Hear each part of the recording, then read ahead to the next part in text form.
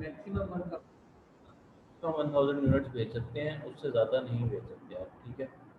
और ये new launch के लिए भी यही है 1000 ये बिल्कुल जो आपका न्यू अकाउंट होगा उसके लिए। जिसके ऊपर आपने कोई आपकी हिस्ट्री नहीं है और आपने अभी न्यू लॉन्च करनी है बिल्कुल, तो न्यू अकाउंट के ऊपर 1000 यूनिट्स की लिमिटेशन है, ठीक है। आप उसके उससे ज़्यादा नहीं भेज सकते हैं आप। तो अब ये है कि हम 3PL हायर करते हैं एक अपनी लॉन्च के लिए, और हम जो भी इन्वेंट्री रेडी करवाते हैं उसमें से हमने जितने यूनिट्स हम मैक्सिमम भेजने की कोशिश करते हैं, क्योंकि हमारा जो लॉन्च का फेज़ होता है उसके अंदर हमें यूनिट्स रिक्वायर्ड होते हैं हमारी इन्वेंट्री के, ठीक है। क्योंकि हमने ब्लीडिंग करनी होती है, रैंकिंग करनी होती है, तो हमारी जो सेल्स वेलोसिटी होती है वो ज़्यादा होती है। और पहले तो 200 यूनिट्स की हमें लिमिटेशन होती थी, तो वो विद इन वीक ही हम ख़त्म कर देते थे और फिर हम आउट ऑफ स्टॉक हो जाते थे। तो उसकी वजह से हमारा जो रैंकिंग का फेज़ होता था वो प्रोलॉन्ग हो चुका था, क्योंकि हम जब आउट ऑफ स्टॉक होते थे फिर हम उसे रिप्लेनिश करते थे, हफ्ता उसमें लगता था, फिर वो अवेलेबल होती थी इन्वेंट्री, फिर आप दोबारा स्पॉट गेन करने की कोशिश करते थे, रैंकिंग करते थे, फिर आउट ऑफ स्टॉक हो जाते थे।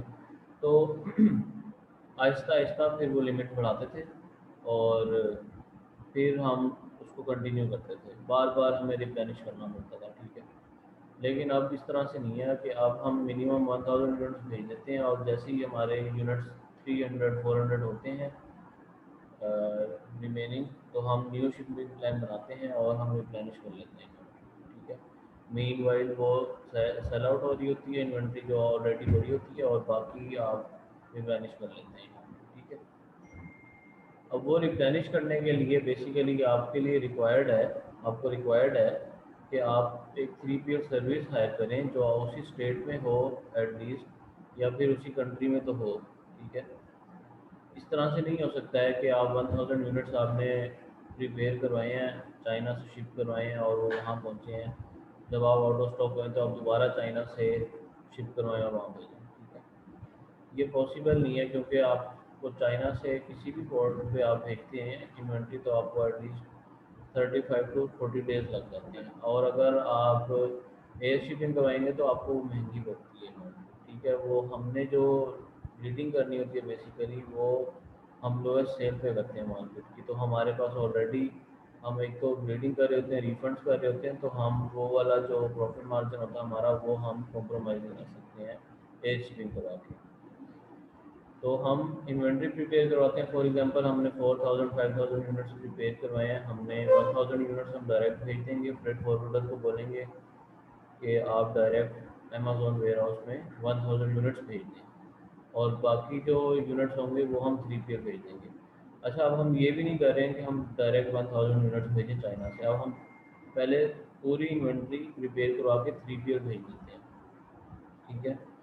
हम कोई अमेज़ॉन लेबल नहीं लगवाते, कुछ भी नहीं करवाते उसके ऊपर, हम डायरेक्ट 3PL में अपनी सारी इन्वेंट्री भेज देते हैं।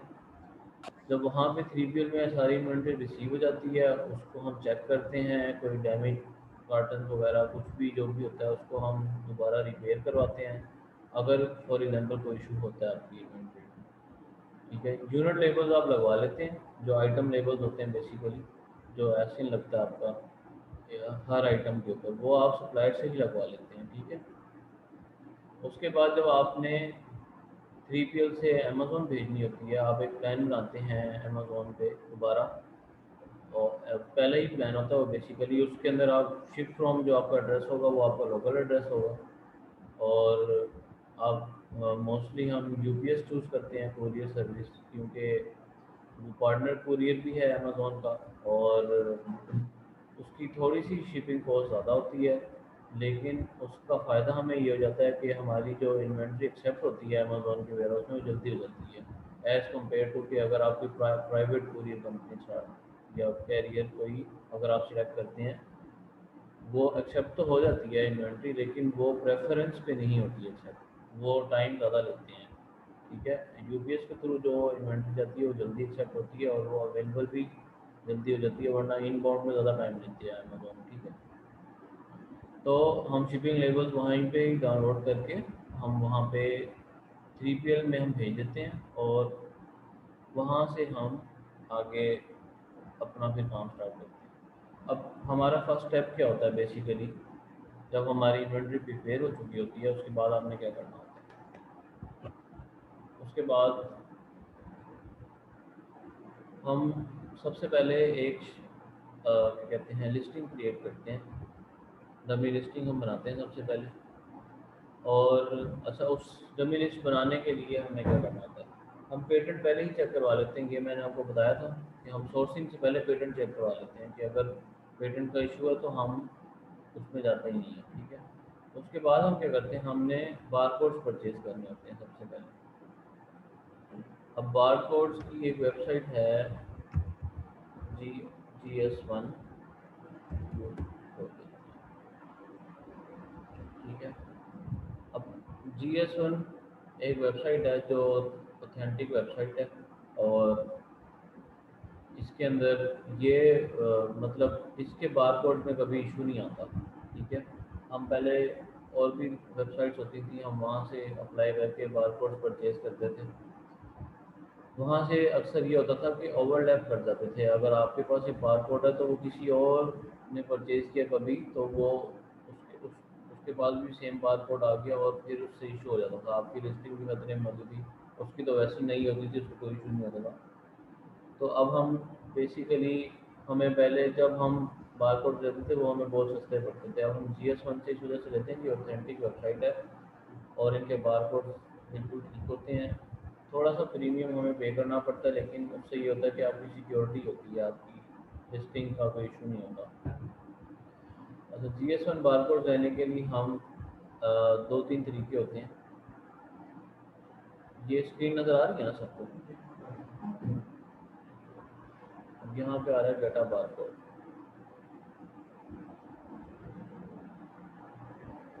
अच्छा, यहाँ पे आप अगर ऑलरेडी मेंबर हैं तो लाइक आपने ज्वाइन करना है, अकाउंट बनाना है, और जब आप अकाउंट बना लेंगे आप अपने अकाउंट के थ्रू भी परचेज कर सकते हैं। अगर आपने अकाउंट नहीं बनाया हुआ तो उन्होंने यहाँ पे ये तरीका बताया हुआ, आप डाटा बारकोड पे जाएंगे। यहाँ से आप जब लॉगिन करेंगे ना, डाटा बारकोड पे जाएंगे आप, और यहाँ पे नीचे ऑप्शन आ रही है, देखें क्या शेयरिंग ऑन ईबे, और इस तरह से ना उसने आपको ऑप्शन बताई। हम क्या करते हैं,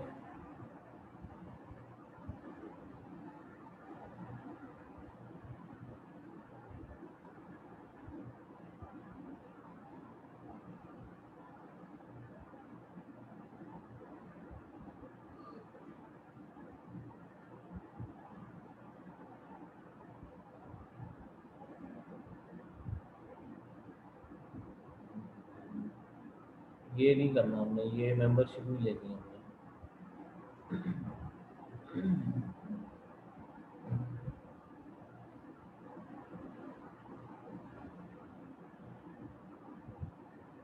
अच्छा, जब आप बारकोड परचेज करते हैं ना, वो आपसे इंफॉर्मेशन लेता है कुछ, ठीक है, कि आप किस इंफॉर्मेशन में बेसिकली काम करना चाहते हैं। और अब हमारा प्रोडक्ट जिस भी कैटेगरी से रिलेटेड होगा, फॉर एग्जांपल हम पेट केयर से रिलेटेड काम करना चाहते हैं, ठीक है, और हम वो पूछ रहा है कि आपको कितने बारकोड चाहिए। यहाँ पे अब उसने ऑप्शन ही 1000 की कर दी है मिनिमम। तो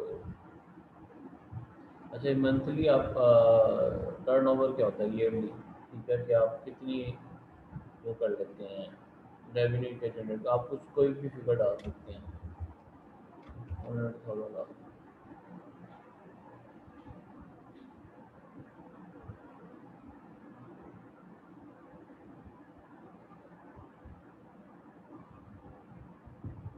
यहाँ पे ईमेल एड्रेस डालें आप। अच्छा, इसमें ये बेसिकली ये इतना कॉम्प्लिकेटेड प्रोसीजर नहीं है, इसकी ऑलरेडी हमारे पास एक वीडियो बनी हुई है कि आपने किस तरह बारकोड परचेज करना होता है। इस तरह आपने यहाँ पे अपना एक अकाउंट क्रिएट करना होता है, वहाँ से जाके आप बारकोड परचेज कर लेते हैं, ठीक है। वहाँ से आप, वहाँ पे आपको क्या कहते हैं ये आपको कुछ इन्फॉर्मेशन होती है वो आपने देनी होती है, लेकिन वो ऐसी इन्फॉर्मेशन नहीं होती है कि आपको कहीं वेबसाइट से जाके निकालनी पड़ेगी। ये जनरल इन्फॉर्मेशन वो आपसे पूछता है कि आपका प्रोडक्ट किस कैटेगरी का होगा, आपकी कंपनी या उसका कोड स्पेसिफिक पूछेगा कि आपका कोड कौन सा है, प्रोडक्ट कोड क्या है, इस तरह की इन्फॉर्मेशन आपसे लेगा वो, ठीक है। इसमें कोई वो मुश्किल बात नहीं होगी। और बेसिक सी उन्होंने इन्फॉर्मेशन आपसे मांगनी है, वो आपने पुट करनी है। और आपकी तकरीबन इन्वॉइस बनेगी 200 पाउंड के करीब आपकी इन्वॉइस बनेगी अगर आप यूके में आप परचेज करते हैं। 200 है या 300 आज, ठीक है। और आप बार कोड करेंगे। अब पहले एक बार कोड भी मिल जाता था और उसके बाद इन्होंने लिमिटेशन कर दी थी कि आप मिनिमम 10 बार कोड ले सकते हैं और आप चेंज होती है, ठीक है। तो ये चेंज होती रहती है, इसमें कोई इशू नहीं है। आपने अब वो कॉस्ट थोड़ी सी ज़्यादा करके आपको बार कोड ज़्यादा मिल जाते हैं, ठीक है। आपने बार कोड ले लेने, GS1 से आपने बेसिकली बार कोड परचेज करने, मकसद ये है बनाने का। यहाँ से आपने जब बार कोड ले लेना है तो अच्छा, बार कोड जब आप परचेज करते हैं उसके अंदर फिर आपको वो सबसे पहले GTIN देते हैं, उसको आपने UPC यूनिवर्सल प्रोडक्ट कोड होता है जो उसके अंदर कन्वर्ट करना होता है GTIN को, ठीक है। वो इसी अकाउंट के अंदर ही जब आप लॉगिन करते हैं तो आपके पास ऑप्शन होती है कि आप बोलता है, ऑप्शन देता है जनरेट बारकोड की। जब आप जनरेट बारकोड करते हैं तो फिर वो हर बारकोड के अगेंस्ट इंफॉर्मेशन लेता है कि ये बारकोड किस प्रोडक्ट के लिए इस्तेमाल होगा। स्पेसिफिक प्रोडक्ट जो होगा आपका, उसकी आप थोड़ी सी डिटेल डालेंगे, उसके अंदर डिस्क्राइब करेंगे, उसका कैरेक्टरिस्टिक्स बताएंगे और वो फिर जनरेट करके दे देगा आपको बारकोड, ठीक है। बारकोड जब आपको मिल जाता है तो आपने क्या करना होता है, आप सर्विस सेंटर पे आएंगे, ठीक है। सर्विस सेंटर का एक्सेस लेना है, चाइल्ड एक्सेस लेना है। चाइल्ड एक्सेस यहाँ पे नहीं है, मैं आपको बताता हूँ।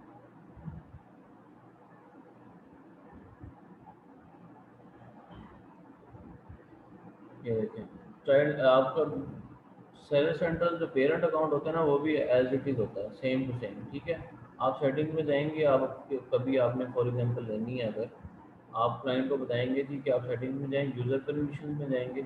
यूज़र परमिशन में आकर आप यहाँ पे अब वो पूछेगा आपसे कि आप अपना ईमेल नाम बताएं और ईमेल एड्रेस बताएं, ठीक है। यहाँ पे नाम डालेंगे या ईमेल एड्रेस डालेंगे या यहाँ से सेंड इन्विटेशन कर देंगे आप, ठीक है।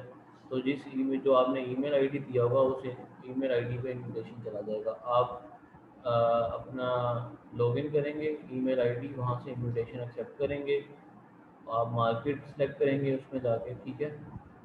तो आप इनविटेशन जब आप एक्सेप्ट कर लेंगे तब आपके पास कोई भी परमिशन नहीं होंगी, आपके पास सिर्फ 3 टैब्स होंगे, परफॉर्मेंस और जो इसके अंदर होते हैं ये आखिरी 3 tab, performance, app and service और ब्रांड्स, ठीक है।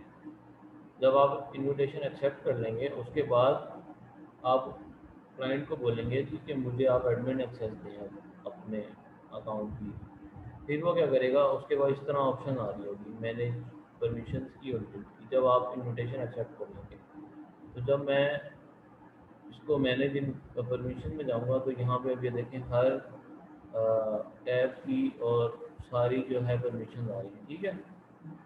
इसमें आपने क्या करना है, जिस दिन की आपको एडमिन एक्सेस मिल सकती है आपने वो एडमिन एक्सेस ले लेनी है और बाकियों की आपने जो व्यू एंड एडिट का ऑप्शन है वो आपने लेना है, ठीक है। और ये सारी करवा के आप कंटिन्यू करेंगे, उसी वक्त आपको सारी परमिशन मिल जाएगी, ठीक है। 2 मिनट लगते हैं, ये सारी परमिशन मिल जाएगी। अच्छा, आपने चाइल्ड एक्सेस लेके क्लाइंट का आपने क्या करना है, आप देखें 2 ऑप्शन होती हैं हमारे पास, 2 जगहों से हम प्रोडक्ट ऐड कर सकते हैं। ये ऐड प्रोडक्ट्स का ऑप्शन है और एक यहाँ पे भी ऐड अ प्रोडक्ट का ऑप्शन है, ठीक है।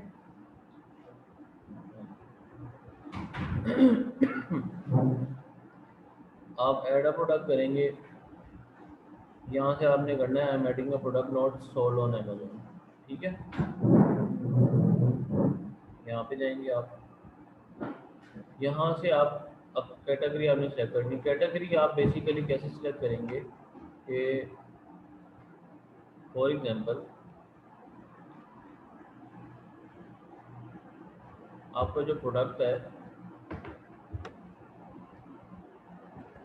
उसकी आप लिस्टिंग खोलेंगे।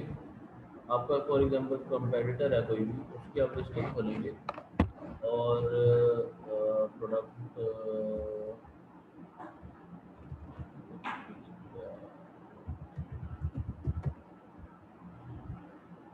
अब फॉर एग्जांपल ये प्रोडक्ट है, ये मेरा कंपेटिटर है फॉर एग्जांपल, ठीक है।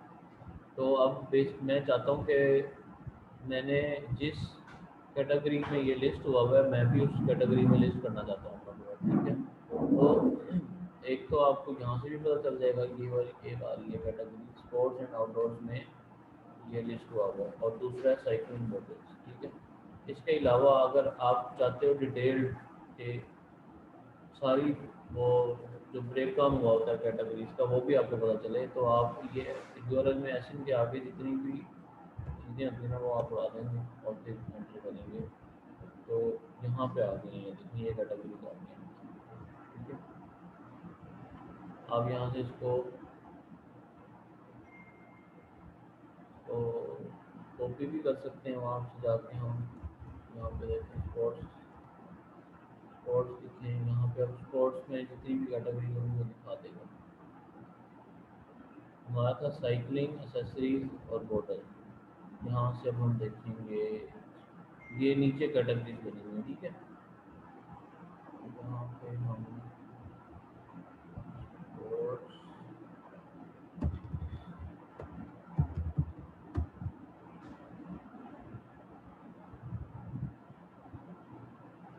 यहाँ पे हम सर्च करेंगे,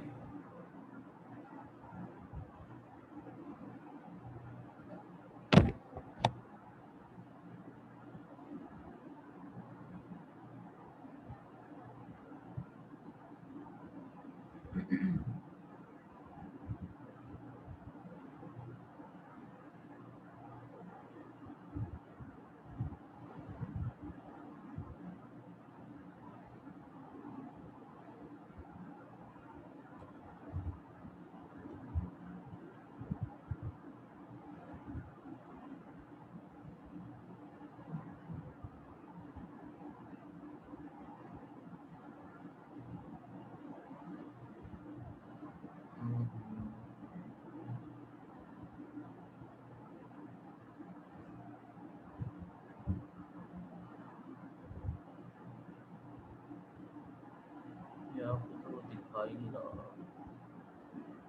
अच्छा अगर यहाँ से नहीं मिलती तो आप फिर खुद भी बना सकते हैं नीचे आके, वहाँ पे जाएंगे आप स्पोर्ट्स और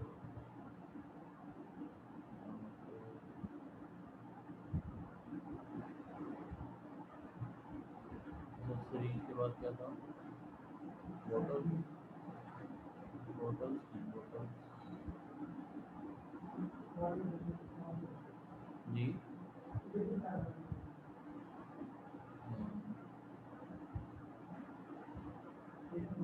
यहाँ पे आ गई, ठीक है।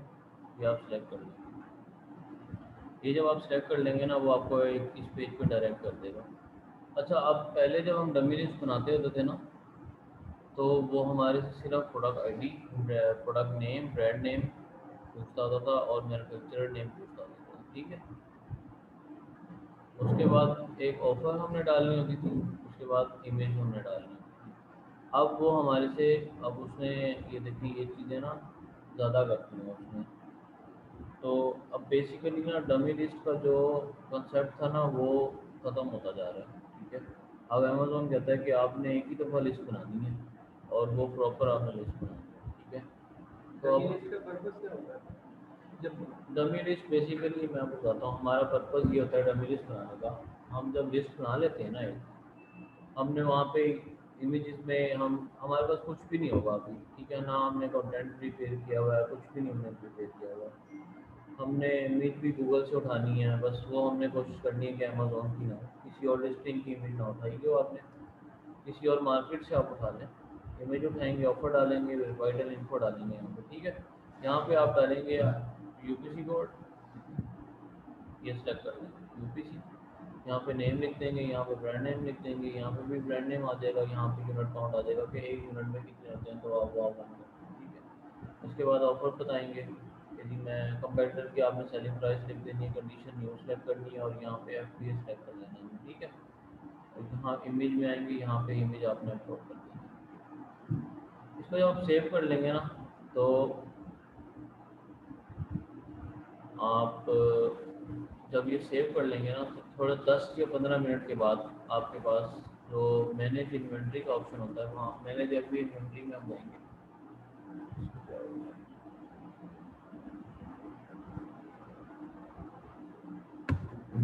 मैनेज